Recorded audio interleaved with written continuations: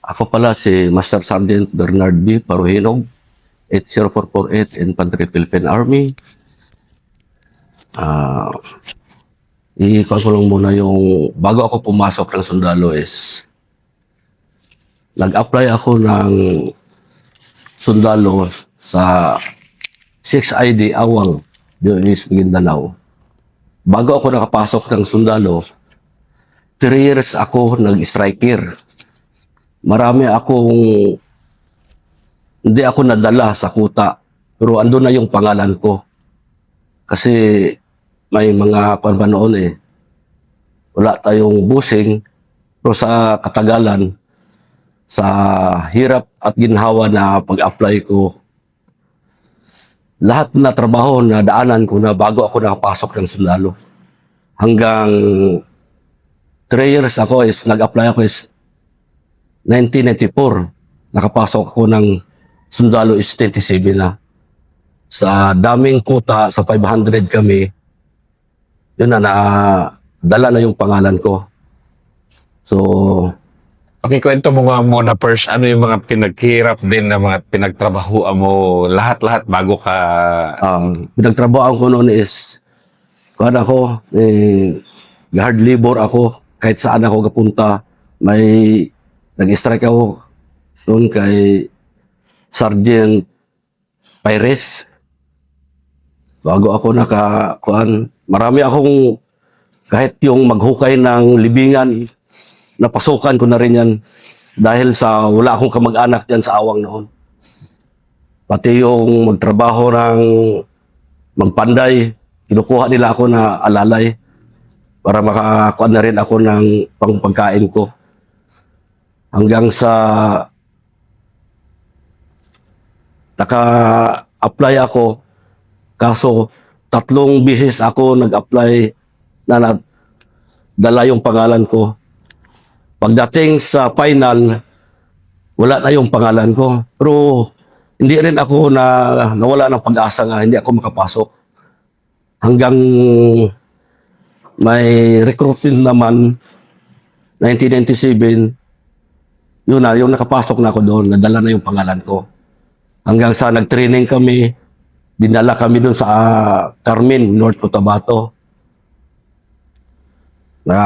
Tapos namin yung training, na-assign ako sa 37 IB doon sa Midsayap. Nag-report kami doon hanggang naglipat kami doon sa Makilala. Yung CP namin, ang batalyon namin is sa Makilala. Yung Alpha Company is Magpit. Tapos biglang may message na prepare yung kumpanya ng yung Alpha Company na 2 platon. So, napasama ako doon hanggang kinabukasan, nag-jump off kami, papunta kami ng Labo-Labo. Hindi kami makadaan doon kay kuha na yung highway na andun na yung kalaban, hindi na kami makapasok. So, doon bumaba na kami, lumakad kami ng 50 meters. Pagdating namin sa may mosque, doon sa may Labo-Labo, doon na kami na-encounter. May first time ko na pag-encounter, hindi ko alam kung anong gagawin ko. Kaya, sinabihan ako ng CEO ko nga, paputokin yung baril, 60 yung dala ko. Hindi ko alam kung anong gagawin ko. Hindi man ako na-train na maghawak ng 60. Kaya sa panahon noon, pag private ka, yung mabibigat na baril, ikaw ipadala sa'yo. So, ando na. Nag-encounter na. Hindi ko alam na maraming nagsabi sa akin na magpuputok na ako. Tapos sigaw ako doon na, "Sir, hindi pumutok yung baril ko." Kaya kinuha ng CO ko yung 60 ko. Pagkuha niya, hindi ko ka-safety pala. Kaya doon ako pagbigay, tinapon sa akin, tumayo na ako, nagpaputok na ako. Sige, putok. Sumigaw na yung squad leader ko nga, Paro, magtago ka na. Hindi ko na makuan yung ano yung nararamdaman ko na yung bala nagakuan sa akin. Doon na hinila ako ng siyo ko, dapa niya ako. Tapos, doon ko na naisip na pagka ilang minuto na hinto yung putukan, nakaisip na kung natamaan pala ako doon, patay na ako. Doon na yung hanggang doon na yung kuan na. Tapos yung mga squad leader ko, mga pre-team leader ko, pinagalitan ako. Bakit patayo-tayo daw ako? Sir, first time ko, sir. Hindi ko alam kung anong gagawin ko. Doon na yung kuan na sa akin. Sige, sa sunod. Doon na yung nakaakyat na kami sa taas. Tapos, yung batal commander namin si Colonel Caballero is bumaba. Kami naman yung escort, yung Alpha Company para ihatid sa highway. Pagdating namin sa highway, doon naman pupuka na naman. Doon na yung natamaan yung kasama namin isa, si Corporal Poster. Natamaan sa paa. Hanggang na ibaba namin yung batal commander, doon na hinto naman yung putukan. Pagka kinabukasan naman, akyat naman kami papuntang Cap Umar. Pagdating doon sa lakad lang kami ng 100 meters, doon na, puka na. Yung target namin is yung Camp Umar, yung pinakamalaki talaga na kampo. Yung Alpha Company namin, dito kami sa harapan dumaan. Yung Bravo Company doon sa gilid at saka yung Charlie. Yung sabay-sabay yung assault namin. Pagdating namin doon sa yung sa objective namin, nag-observe muna kami bago kami pumasok. May mga kasama man kami na EPC noon, binagbagan muna bago namin pinasok. Hanggang nakuha namin yung kampo ng MNLF, may na-recover kami na 6 na garan, 6 na baril, 3 garan, 2 M16 at saka 2 yung 2-3 na humid, 6 din na body count. Ano pa kami doon. Pagdating doon, declaring namin yung area. Tawag naman yung sa taas na proceed naman another objective. Ando na, habang galakad kami, puka na naman. Pakalakad lang kami ng 100 meters, puka na naman. Hanggang na nakapasok na kami doon sa may Pires Hill. Pero hindi pa namin na occupy, may kalaban pa. So, plano muna bago na mag-atake. So, binauna yung Charlie Company doon sa gilid magdaan. At saka yung Bravo, ganun pa rin yung posisyon, yung Alpha rin pa sa harapan. Pagdating doon sa high ground, low ground kami, pinuputok na kami hanggang sa nag-maneuver yung Charlie Company. Doon na may natamaan na tropa. 4 pala yun. Yung isang kabats ko nga si apelido, nakalimutan ko na. Tapos 3 yung patay.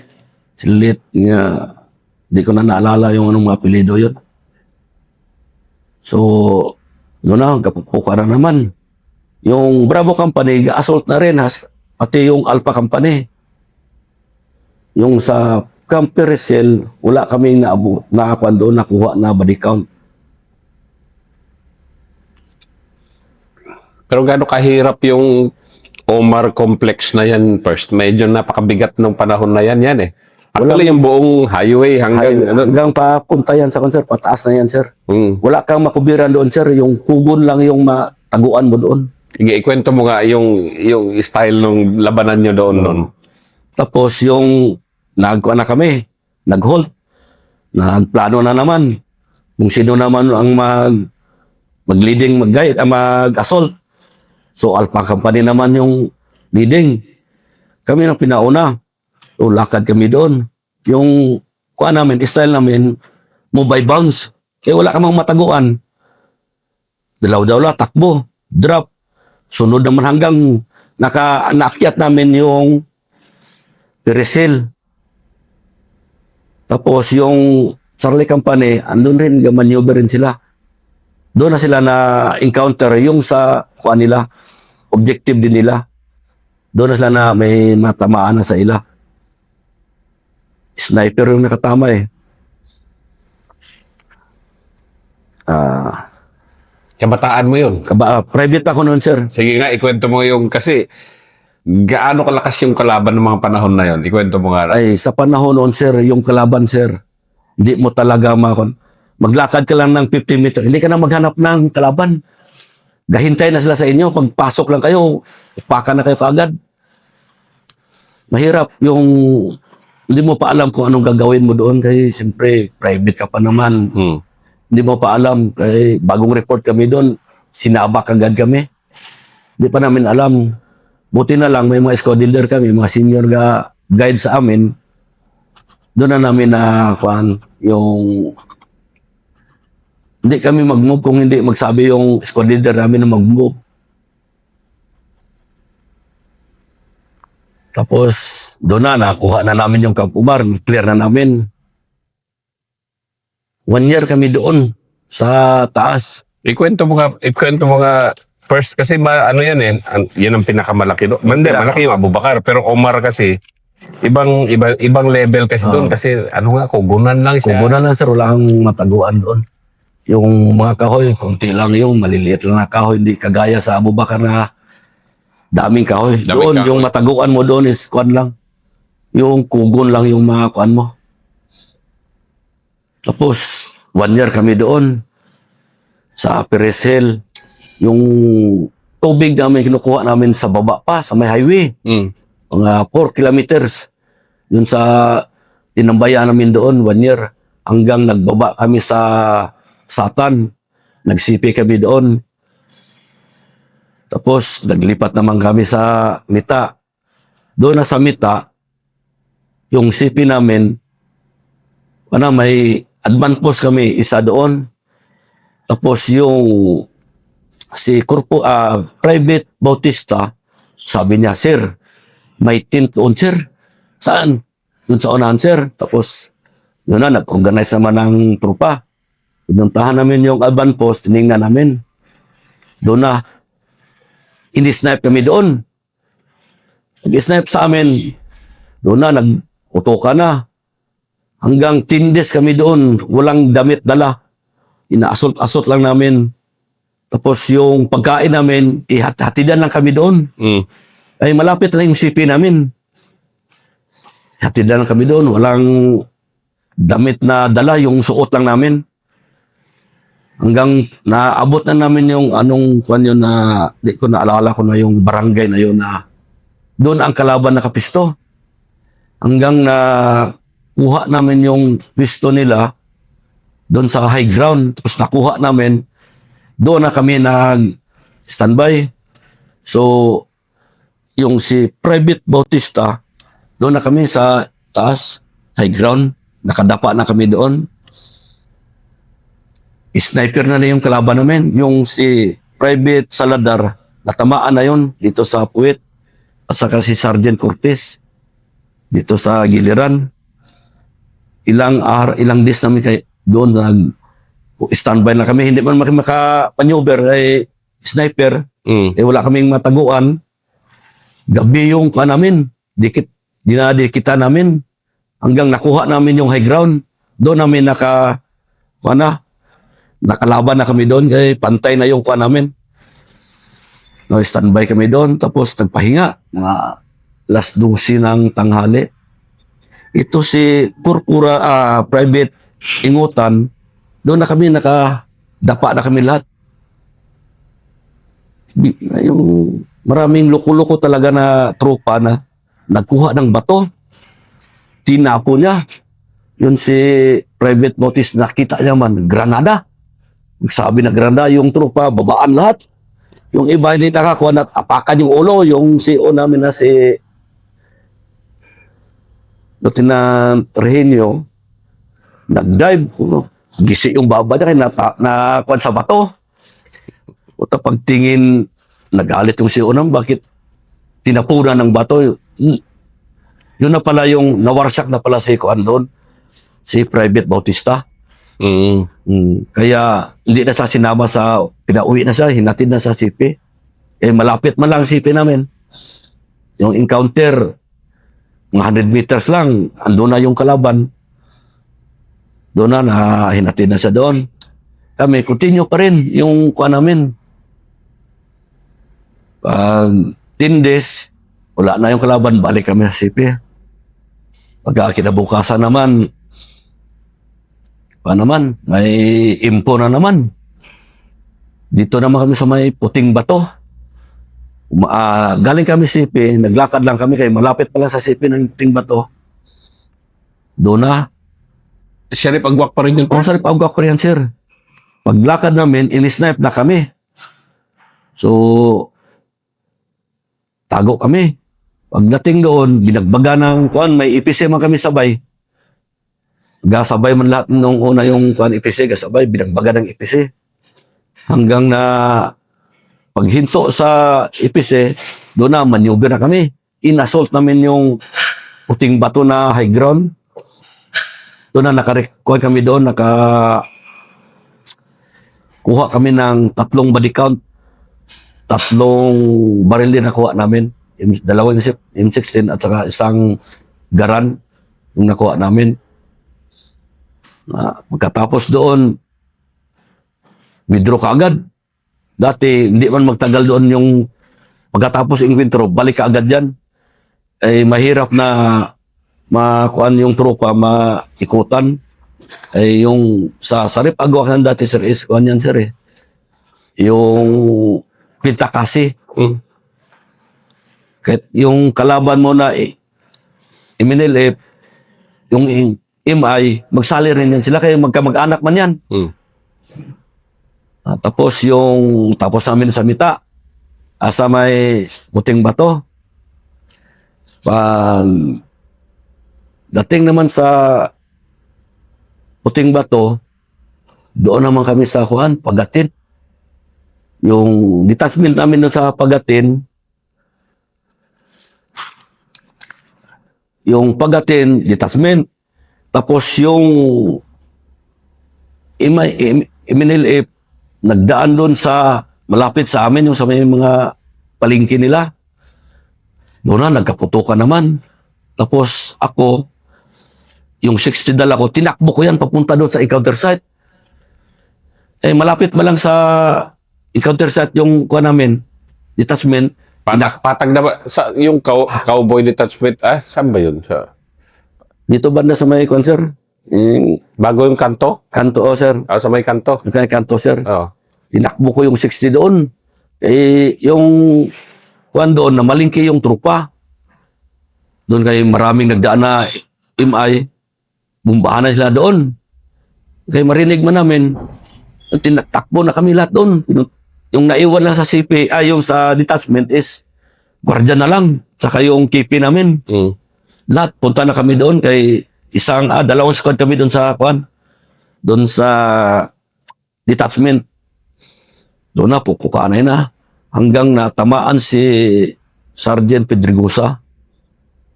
Natamaan sa doon. Sa highway lang yung labanan doon sa bundok. Doon sa highway talaga. Patag pa. Patag na. Yung taguan mo lang doon is yung kabahayan na lang. Tapos pagkatapos na doon, tuloy-tuloy na yung operation na yun. 3 days operate. Hinahabol yung kalaban. Pag wala na, withdraw na naman. Hanggang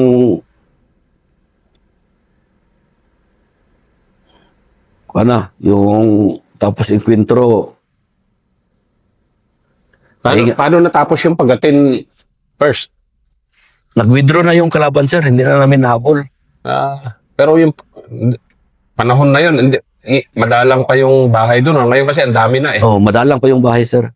At saka mataas yung tubig. Hindi mo na sila mahabol. Binabangka? Bangka na, sir. Binabangka na namin, sir. Bangka talaga sila. Oo, sir. Pero yung mga panahon na yon, medyo nahihinog-hinog ka na sa gera. Kahit private. Marami na akong nadaanan na gira yun, sir. Pang 5 na yun na gira na nadaanan ko. Sige, ano yung mga mamaya yung mga susunod mo pa, pero Ano yung mga natututunan mo na doon ng gaano katindi yung labanan ng mga panahon na yun? Mga, yan, nakalima ka na kaagad eh. Na, Oo, sir. batang-bata pa. Yun na sir, parang wala ka ng kaba sir, kaya siyempre may experience ka na sa gira eh. Mm. Tapos yung mga school leader ko, ginaguide palagi kami na bago ka magira, mag-pray muna. Tapos lakad. So may mga squad leader talaga na iniingatan niya yung mga tao niya na hindi talaga masaktan sa gira. Palagi yan. Paalala, palagi, huwag mong ibuwis ang buhay mo. Anong nagugustuhan mo naman noon na kultura dito sa 37 ng mga panahon na yun? Yung mga galawan ng mga senior NCOs mo noon, mga officers nyo? Ay okay yun sa concert noon yun, yung mga NCO sir is caring sila sa private sir. Di nila pinababayaan talaga. Paano? Paano? Gaya ng, palagi sila sir, yung ipatawag kami mga private, tapos i-lecturean ka.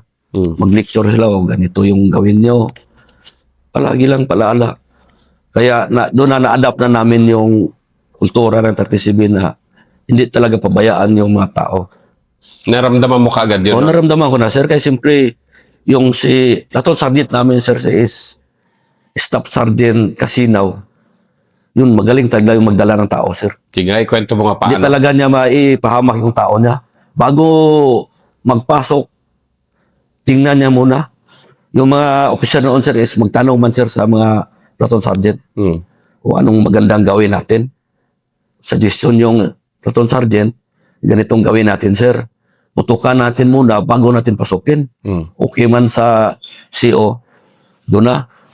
Ikuha niya talaga yung mga tao niya, ilagay niya talaga sa kung talaga maalangan yung trupa. I-distribute niya lahat bago magkuhan muna. Pumansa ng assault. Para safety yung trupa. Tapos, yung leadership naman ng mga team leader nyo noon, ano naman ang style Yung nila? mga leadership sir sa trupa sir, grabe. Di talaga mo may panindigan talaga sila sir.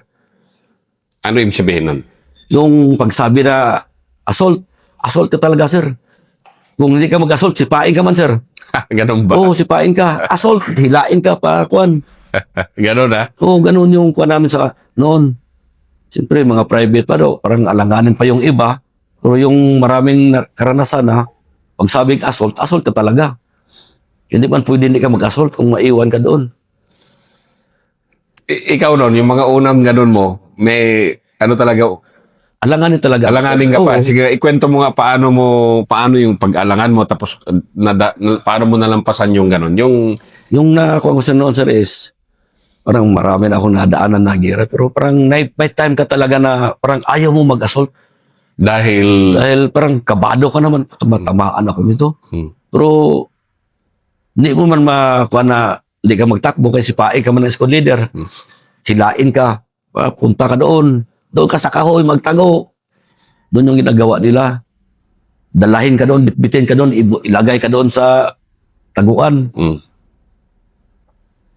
Kaya, yung mga karanasan, marami akong karanasan. mga ilang ano, Yung mga squad leader na tibay talaga sila sa leadership. mga ilang encounter bago mo medyo naka-adjust ka na sa buhay mandirigma ng Central Mindanao. Iba kasi laban ng Central Mindanao. Patag lang eh. Patag lang ko namin sir eh. Yung pitong encounter na bago ko talaga yung na-adapt ko talaga yung Nung ano ibig sabihin ng adapt first? Parang ka na, okay na. Parang okay na yung pakiramdam mo may gira, parang ganado ka na rin ba na Sige nga, ikwento mo ano ibig sabihin ng ganado. yung sir, halimbawa, galing ka ng sipi, jump off na kayo, lakad. Pagdating sa area, 100 meters lang, muna, ihatid mo na kami doon. Pagdating sa area, drop, lakad na mga 100 meters, doon ka na ma-encounter, di ka na maghanap ng kalaban, doon sila gahintay. Yung sinasabi ko ng ganado, parang wala ka ng kaba na magtakbo, saan ka kasi siyempre may experience ka na eh. Parang alam mo na kung anong gagawin mo. Ganun ba? Oo, sir. Mga PFC ka na nun. Oh, PFC na ako noon, sir. Hanggang na PFC ako, per team, kuan pa rin. Rifleman. Ang dala mo, 14. 60 pa rin, sir. So talagang 60 gunner ka talaga Oo, na, ano? sir.